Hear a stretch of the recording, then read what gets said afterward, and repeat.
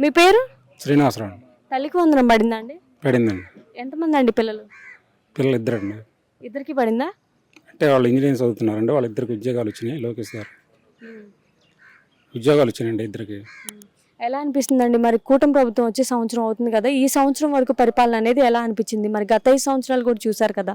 బాగుందండి, ఈ సంవత్సరం బాగుంది.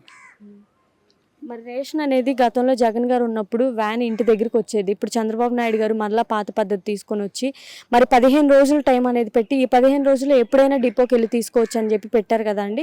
మీకు ఏ పద్ధతి నచ్చింది? 15 రోజుల పద్ధతి నచ్చిందండి. ఇప్పుడు అంతకుముందు అంటే 15 నెల రోజులు కంటే ఈ వ్యాన్ ఖర్చులు కానీ ఆ డ్రైవర్ ఖర్చులు కానీ మొత్తం భరాయించాల్సి వచ్చేది. 15 రోజుల ఖర్చులు ఈ 15 రోజులు అంటే ఇంటికి వెళ్ళి తెచ్చుకోవడం ఇది బాగుంది.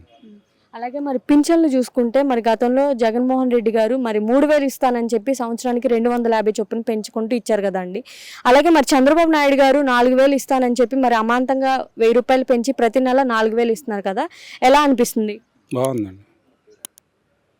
మరి రీసెంట్గా మరి జగన్మోహన్ రెడ్డి గారు ప్రెస్ మీట్లో అంటున్నారు కదండి, రీకాలింగ్ చంద్రబాబు నాయుడు మేనిఫెస్టో, ఇకపై మరి ప్రజల కోసం యుద్ధం అని చెప్పేసి అంటున్నారు కదా జగన్ గారు.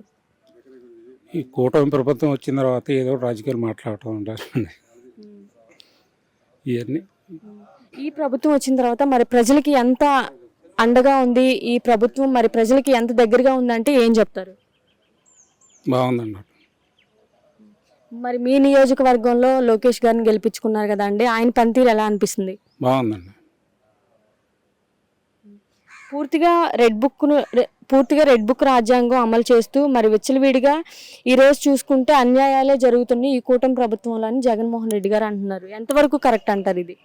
అదంతా ఫేక్ అండి.